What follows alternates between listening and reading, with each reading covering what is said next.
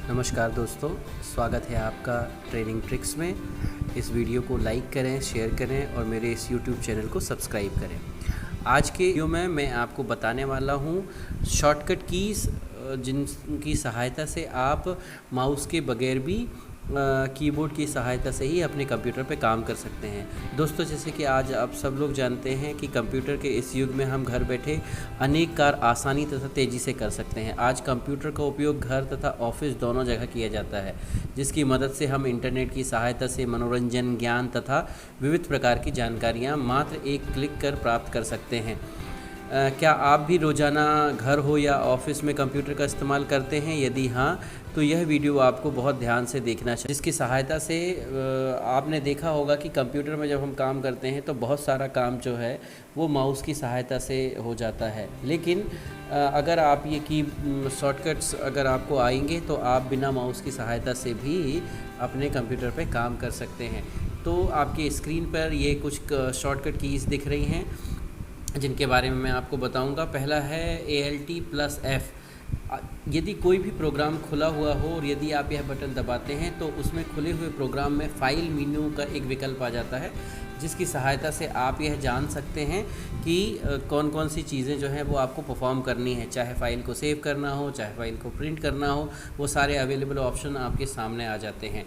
उसी तरह से खुले हुए प्रोग्राम में यदि एडिट करना है आपको, तो आप Alt+E अगर आप दबाते हैं तो आप जो है वो उस फाइल में एडिट कर कोई भी चीज़ जो है वो एडिट कर सकते हैं। सिमिलरली यदि खुले हुए प्रोग्राम को आपको स्विच करना है, किसी दूसरे प्रोग्राम में जाना है, तो आप Alt और टैब को दबा सकते हैं। यदि वह विंडो आपको बंद करनी है तो Alt+F4 आप दबा सकते हैं। इसके अलावा हमारे कंप्यूटर सिस्टम में कुछ फंक्शन कीज़ हैं जिसमें F1, F2, F5 और F12 है।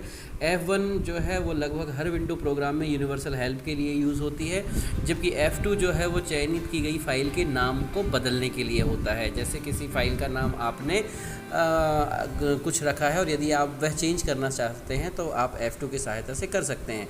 यदि आपको बहुत समय से हम कंप्यूटर में काम करते हैं तो बहुत सारी गतिविधियां करने के कारण कंप्यूटर की गति थोड़ा सा स्लो हो जाती है कई बार, तो आप F5 की मदद से विंडो को रिफ़्रेश कर सकते हैं। F12 फाइल को सेव करने के लिए यूज़ होता है। Ctrl+N यदि आपको नया या कोई डॉक्यूमेंट बनाना है और अगर कोई नई फाइल बनानी है तो आप Ctrl+N की सहायता से बना सकते हैं खुली हुई फाइल में। Ctrl+O से खुले हुए प्रोग्राम में फ़ाइल खोलने के लिए हम Ctrl+O का जो CTRL है इसे कंट्रोल भी बोल सकते हैं आप, तो CTRL+O दबाते हैं तो खुले हुए प्रोग्राम में फ़ाइल खोलने के लिए एक शॉर्टकट यूज़ होता है। Ctrl+Q खुले हुए प्रोग्राम में फ़ाइल बंद करने के लिए। Ctrl+A फाइल के सारे शब्दों को चुनने के लिए।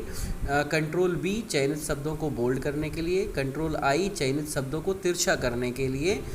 Ctrl+U चयनित शब्दों को रेखांकित यानी अंडरलाइन करने के लिए। Ctrl+L चयनित शब्दों को लेफ़्ट अलाइन करने के लिए। Ctrl+R चयनित शब्दों को राइट अलाइन करने के लिए। Ctrl+E जो है वो चयनित शब्दों को सेंटर अलाइन करने के लिए, यदि सेंटर में लिखना है बीचों बीच तो Ctrl+E का उपयोग करते हैं। Ctrl+Z जो है वो चयनित शब्दों को जस्टिफाई अलाइन करने के लिए यूज़ होता है। Ctrl+F जो है वो खुले हुए प्रोग्राम या विंडो में फाइंड विंडो खोलने के लिए यूज़ होता है। Ctrl+R डॉक्यूमेंट में शब्दों को रिप्लेस करने के लिए Ctrl+R का उपयोग किया जाता है। Ctrl+S वह वर्तमान फाइल जिस पे आप काम कर रहे हैं, यदि उसको आपको सेव करना है तो Ctrl+S आप दबाएं तो वह सेव हो जाती है। यदि आप कंट्रोल के साथ शिफ्ट और F बटन को दबाते हैं तो जो सिलेक्टेड चुने हुए शब्द जो होते हैं वो उनका फॉन्ट स्टाइल जो है वो बदलने के ऑप्शंस आपके पास आ जाते हैं। उस आपने गणित में देखा होगा ये दोनों साइन को जिसमें एक जो है वो ग्रेटर देन और लेस देन के लिए यूज़ होता है, तो Ctrl+ग्रेटर देन चुने हुए शब्दों के फ़ॉन्ट साइज़ को बढ़ाने के लिए। Ctrl+लेस देन चुने हुए शब्दों के फ़ॉन्ट साइज़ को घटाने के लिए होता है। Ctrl+X जो है वो चुने हुए शब्द को कट करने के लिए। Ctrl+C जो है वह चुने हुए आइटम को कॉपी करने के लिए। शिफ्ट और डिलीट जो है वो चुने हुए आइटम को कट करने, ध्यान रखिए चुने हुए आइटम को कट करने के लिए या तो Ctrl+X या फिर शिफ्ट और डिलीट जो है दोनों ऑप्शन का उपयोग आप कर सकते हैं। Ctrl+INS चुने हुए आइटम को कट करने के लिए होता है। Ctrl+V जो है वह चुने हुए आइटम को पेस्ट करने के लिए होता है।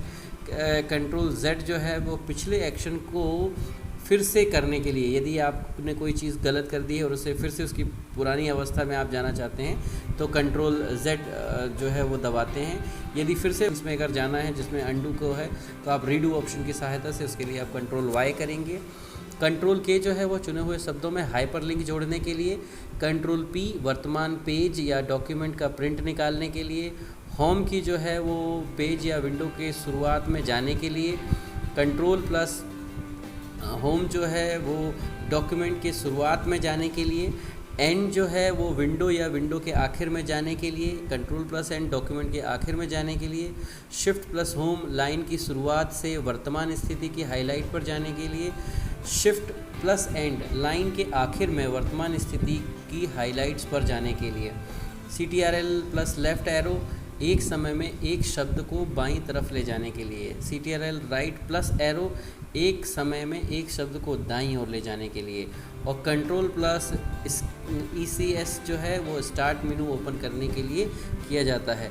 Similarly control plus shift plus ECS यह विंडो टास्क मैनेजर ओपन करने के लिए होता है। ALT प्लस F4 वर्तमान में एक्टिव विंडो को बंद करने के लिए होता है। बहुत सारे लोग इस कंप्यूटर को सिस्टम को शट डाउन करने के लिए भी यूज़ करते हैं। उसी तरह Alt प्लस एंटर जो है वह चुनी हुई फाइल की प्रॉपर्टी ओपन करने के लिए होता है, जैसे फाइल फोल्डर या शॉर्टकट जो होते हैं उनके लिए। टैब जो है वो फाइल में आगे जाने के लिए यूज़ होती है, और शिफ्ट प्लस टैब जो है जिस तरह टैब से आगे बढ़ा जाता है उसी तरह इस की से पीछे जाने के लिए। तो दोस्तों ये था जो मैंने आपको इतनी सारी शॉर्टकट कीज़ के बारे में बताया। ध्यान रखिए कि कंप्यूटर सिस्टम, जैसा कि हम सब जानते हैं कि कीबोर्ड कंप्यूटर का एक प्रमुख अंग माना जाता है, इसलिए आप एक कंप्यूटर यूज़र हैं या फिर कंप्यूटर सीख रहे हैं तो यह शॉर्टकट कीज़ जो है वह आपके लिए काफ़ी उपयोगी साबित होगी। इसी तरह के वीडियोस को देखने के लिए सब्सक्राइब करें हमारे यूट्यूब चैनल ट्रेनिंग ट्रिक्स को, बेल आइकन को हिट करें ताकि आपको हमारे नए नए वीडियोस की जो लिंक हैं वो समय पर मिलते रहें। ट्रेनिंग ट्रिक्स को देखने के लिए धन्यवाद।